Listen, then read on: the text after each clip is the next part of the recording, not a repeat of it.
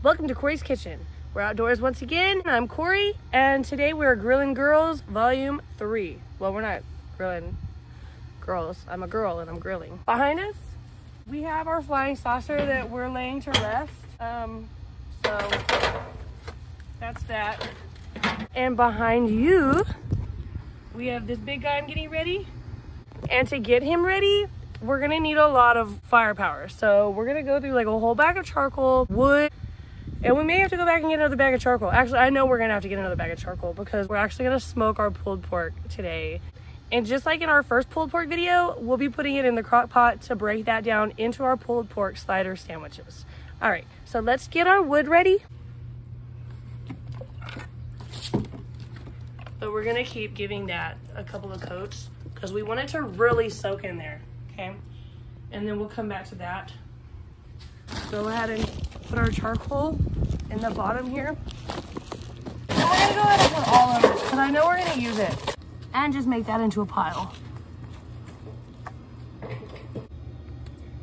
And you want it more towards the back of the grill than the front because we have this hole here and we want our heat to go up inside to the top. And now we have our nice little pile in there of coals. We'll go ahead and rip this back up too and put it in there. We'll stick one on one side in the back, one on the other side. Go on the top and we'll light it like right here. Use charcoal right in the top to weigh that down. Again, give it a nice squirt in there. All your coals. Oh, I'm gonna finish off this one. We have our lighter. Go ahead and give that a light very carefully. Light out here. Because you don't want that fire and the fumes to blow up in your face. Cool, look at that. And you're gonna leave the top open so it can burn. Now we're gonna come back over here with our lighter fluid. Give these one more squirt down. And let it soak in while we go get our meat ready. So what I have again is another pork Boston butt roast.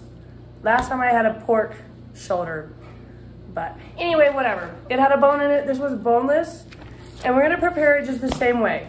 I did not grab a lemon today. If you remember from our last video, I used a tenderizer with a lemon to activate our tenderizer. The acid in that breaks down the meat, and that's what makes it fall apart more easy.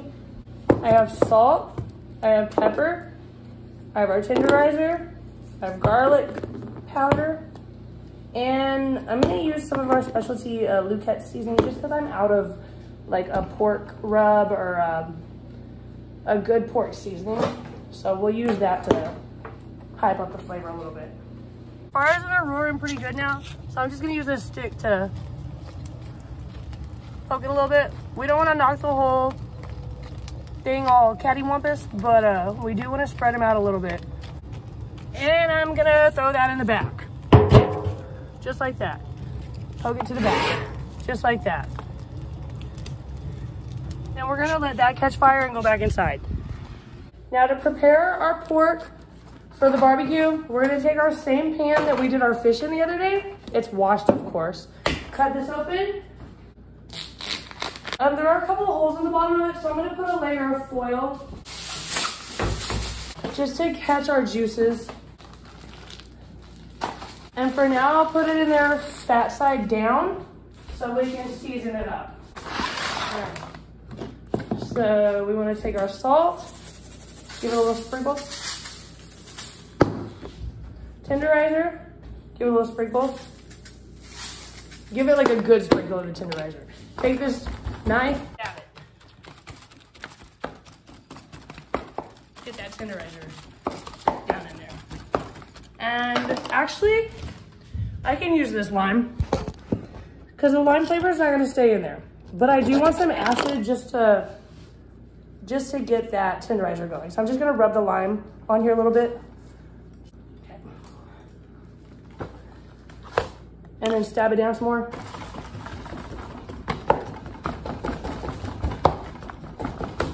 Okay, our garlic,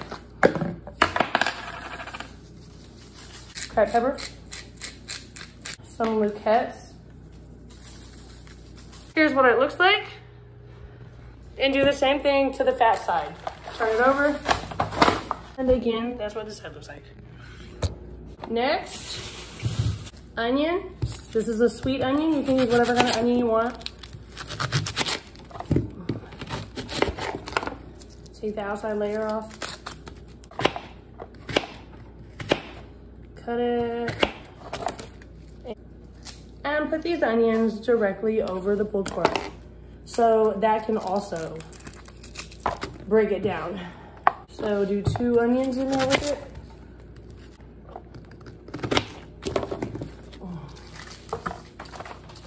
All around it too. Just focus on covering the top of the meat so it doesn't dry out in the pit. To further help flavor our meat, apples.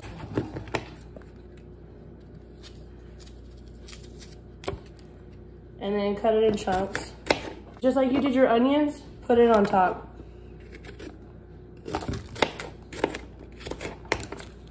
And again, you'll put 2 apples, just like you did the onions. Now to top this off, Worcestershire all over it. All over it. We're just gonna put the rest of this bottle because there wasn't too much. And then also, I'm gonna add a little turmeric. And turmeric is just an orange spice. It's very good for your health. It's good for your digestion. It's good for your immunity, lungs, I believe, and cancer. Supposedly it helps shrink tumors. Take the foil. Okay. And let's take it outside. Close it up.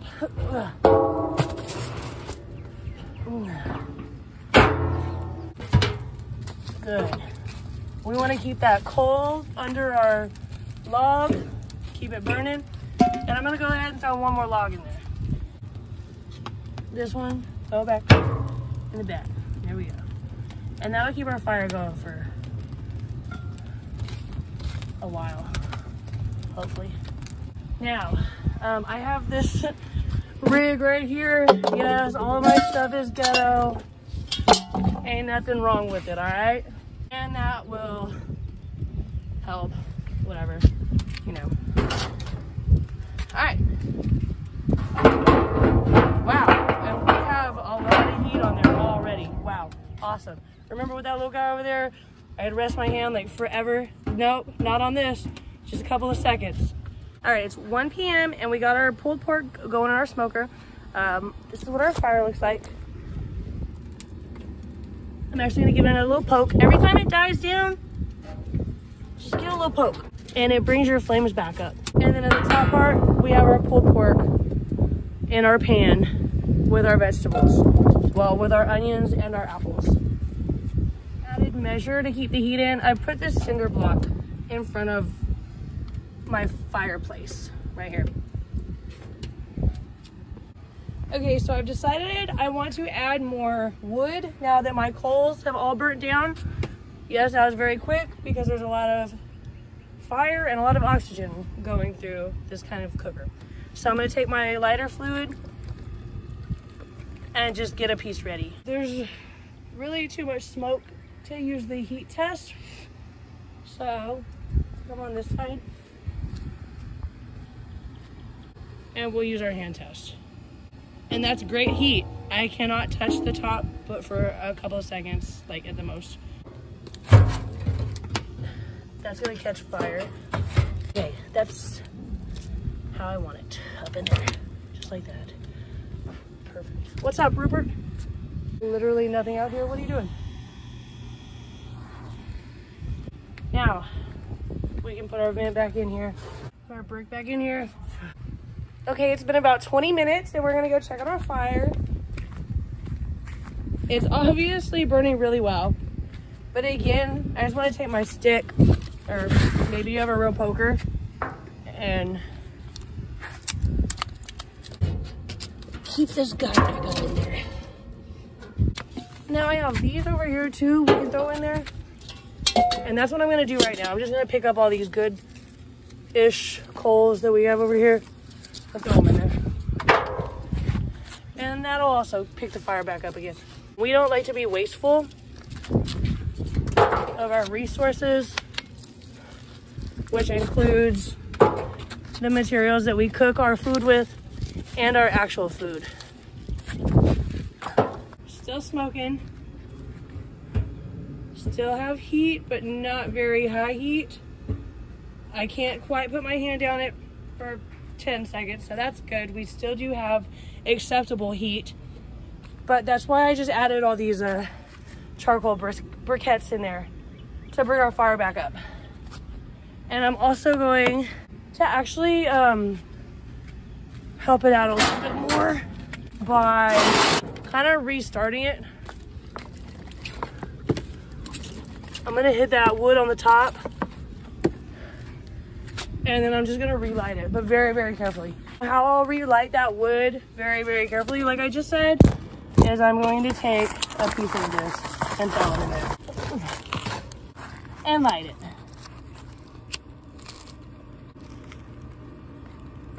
Okay, well, the package keeping it from lighting. There it goes. Okay, so we're just gonna throw it in there just like this.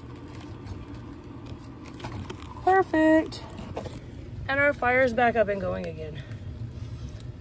And I wanted all those coals to catch. That's why I did this. Stick that up under here.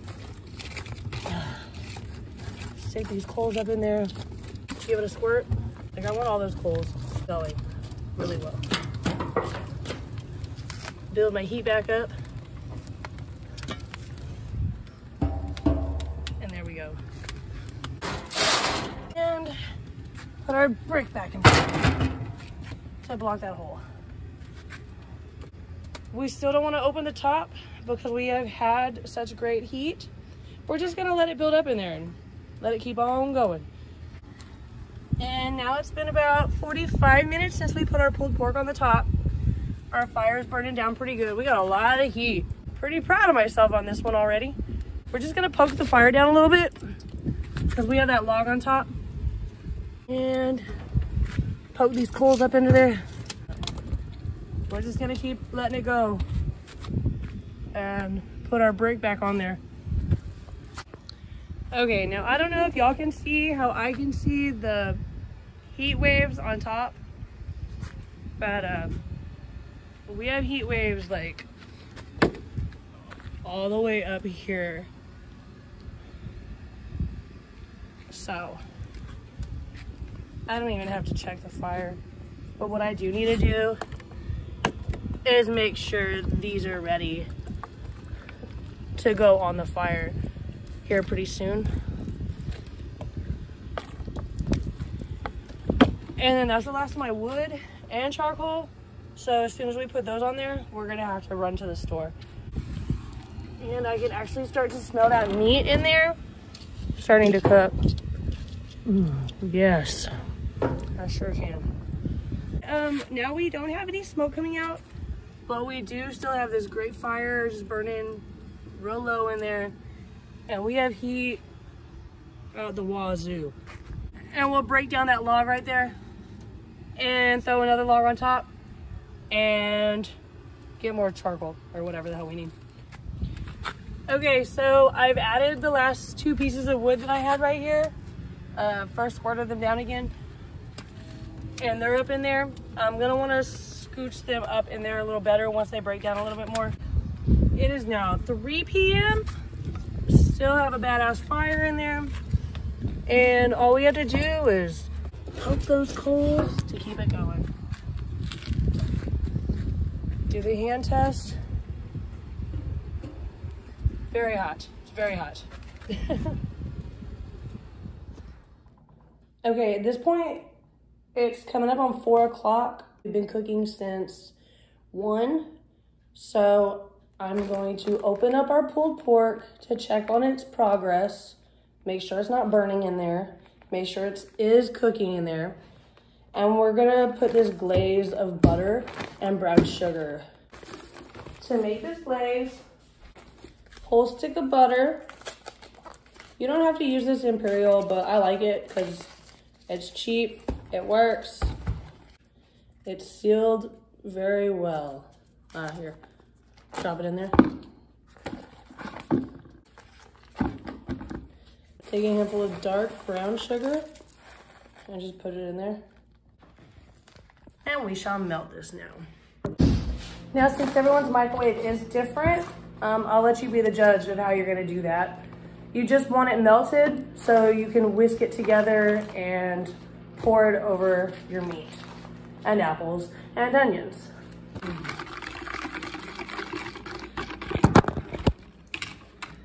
And I did go ahead and add one more handful of brown sugar because I did not like the color or the taste or the texture. But now I do like all three. Let's take this outside and pour it over our meat. Now this is my first time opening the top of this to look at the meat.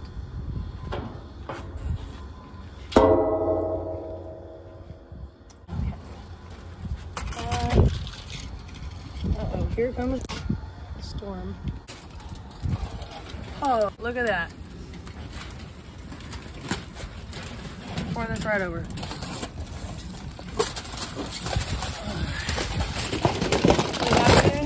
And leave it in there. So we still have our embers glowing down here, and we're just gonna pour our charcoal that we just got right over it. And everywhere you have embers burning in there, you wanna cover it with charcoal so it'll catch. And once again, we have a storm brewing, but we have a lot of smoke, a lot of heat, and we're gonna keep on going. So here's the rain. I have large ceramic tiles on top of my grill right now. That's what that is on top of there. And the reason for that is it's catching the rain and it's rolling right off of there so it doesn't pool on top of my grill and bring my temperature down. Also, while I was over there putting those on the top, I poked my fire again to make sure I had plenty of heat, and I do. I think it's gonna blow over pretty fast.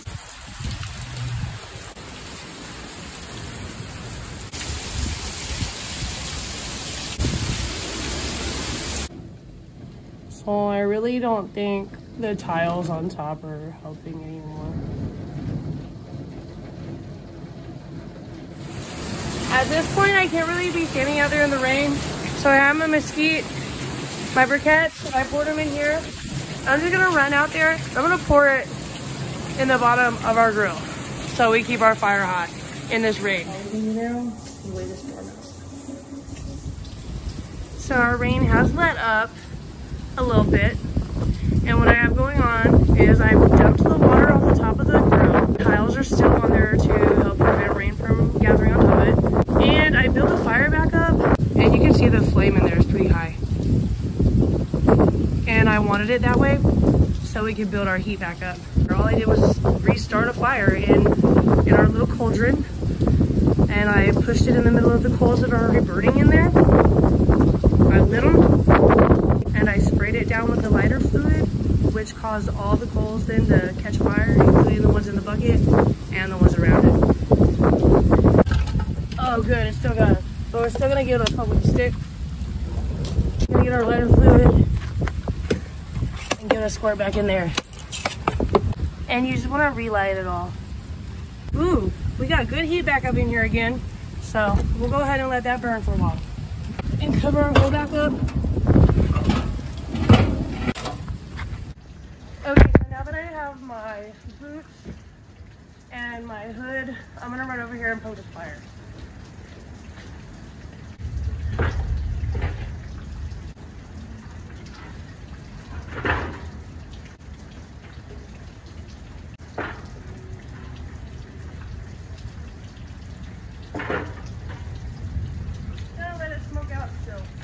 It is now 4:30.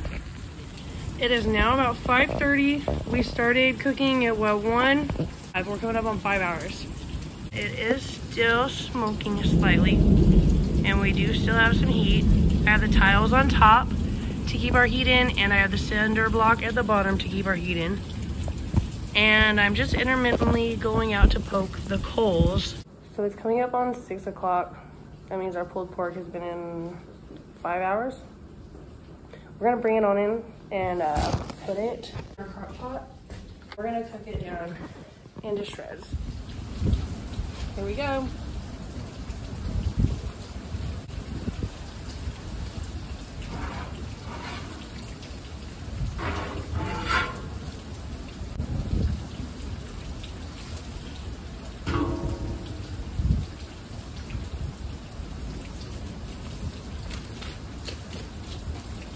Leave that fire to burn itself out and the rain to put it out.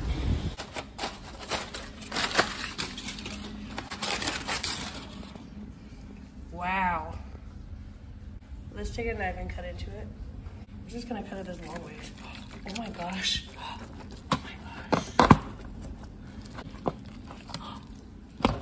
You don't have to put it in the slow cooker at all to break it down. Look how well it's smoked. Oh my goodness. I honestly did not even expect it to come out this beautifully. I'm gonna continue to shred this up. And we're gonna have some bomb ass tacos and sandwiches. We do wanna keep all of that fat in there. You don't wanna trim that off. You don't wanna throw it away, even though I know somebody would love to have it. Again, we're gonna use our 2-fork method like we did our shredded Southwest chickens. We're just gonna pull this meat apart. Now, look how well that's shredded down.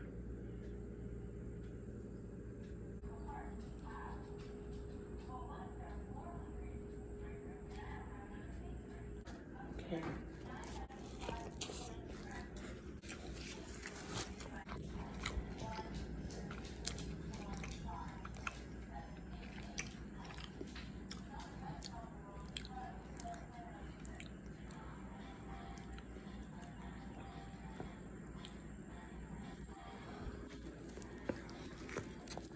I made that.